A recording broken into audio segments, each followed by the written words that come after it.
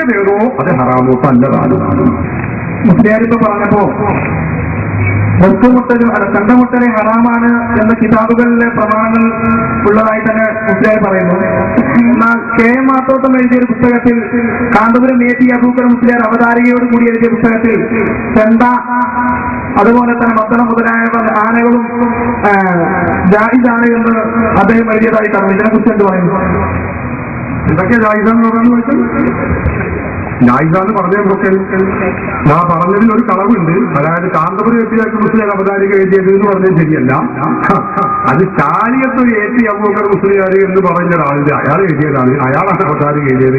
AP എന്ന് പറയുമ്പോൾ കാന്തപുരം എന്ന് പറയുന്ന AP കാണുമ്പോൾ കാന്തപുരം എന്ന് പറയിപ്പിക്കുന്ന അവസ്ഥയിലേക്ക് മുജാഹിദുകൾ ഞങ്ങൾ എത്തിച്ചു എന്നതാണ് ഞങ്ങളുടെ ഉറപ്പില്ലാതെ മുജാഹിദുകൾ അവരുടെ പ്രസിദ്ധീകരണത്തിൽ ഈ ലക്ഷം എഴുതിവിട്ടിട്ടുണ്ട്. ഉറപ്പ് വേണ്ടേ അവർക്ക്? കാന്തപുരം എന്ന പുസ്തകത്തിലില്ല, അതിലുള്ളത് AP അബൂബക്കർ മുസ്ലിയാറിന്. അത് ചാലിയത്തുള്ളൊരു AP ഒരു സാധു മനുഷ്യൻ, അയാളെ എഴുതിയതാണ്. ഏതോ ആവട്ടെ പറഞ്ഞു, നമുക്ക് നുണ പറയുകയാണെങ്കിലും വേണ്ടത് ചെറുമുടി പറയട്ടെ. എന്തൊക്കെ പറഞ്ഞു ഹറാമാണ്, ഏതൊക്കെ എന്നാ പറഞ്ഞത്? കണ്ടമുട്ടനെ ഹറാമാണെന്ന് ജായിസാണെന്ന അവസ്ഥ ആയിക്കോട്ടെ എന്തായിക്കോട്ടെ. ഞാൻ പറഞ്ഞല്ലോ രുചിയായ, അതായത് നടു കുടുങ്ങിയതും രണ്ടു ഭാഗം വിശാലമല്ലാത്തതുമായ ചെണ്ട, വലിയ ചെണ്ട, അത് കുട്ടാ കുഴപ്പമില്ല. ആ ജായി തന്നെ എഴുതിട്ടുണ്ട്. അപ്പൊ ആ പുസ്തകത്തിലുള്ള നിയമവും തമ്മിൽ എതിർപ്പില്ല. നമ്മുടെ ഈ ഇടുമ്പോ വലിയ വിഷയം തന്നെയാണ്. ഇടുങ്ങനെ വലിയ വിഷയം തന്നെയാണ്. ഓ പറയുന്നത് അതിനൊരു തികേറ്റാണ്. അടുത്ത വേറെന്താ കുട്ടികൾ? ആനക്കൊക്കെ കുഴപ്പം. ആന എന്ന് പറഞ്ഞ ഹറാമെന്ന് അറിയിച്ചുണ്ടോ? ഖുർആനിൽ പറയുന്നത് ആനെന്ന് തൊടാൻ പാടില്ല, കാണാൻ പാടില്ല, ഉപയോഗിക്കാൻ പാടില്ല ഇല്ല. വേറെന്താ?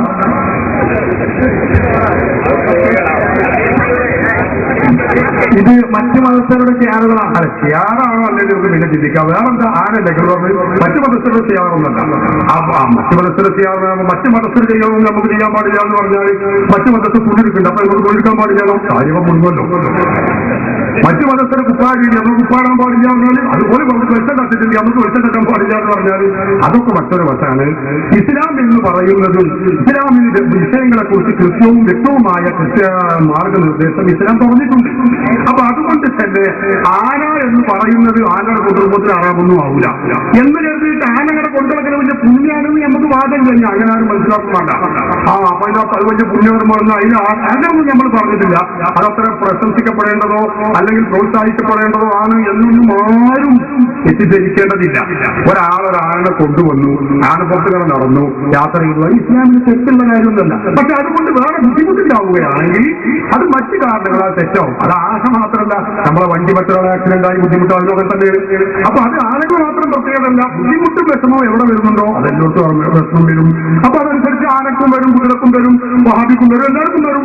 അതുകൊണ്ട് മാത്രം ഇത് സംഗതി തെറ്റാണ് എന്ന് ഒറ്റയടിക്ക് പറയാൻ പറ്റില്ല. ഇതാണ് ഞാൻ പറഞ്ഞത്. നിസ്സാരമായി കാണുന്നത് കേരളക്കരയിൽ ഒരു ഭയങ്കര ഭവിഷ്യത്ത് കണ്ടുവരുത്തും. അതാണ് നിസ്സാരമായി കാണേണ്ടതിന് നിസ്സാരമായി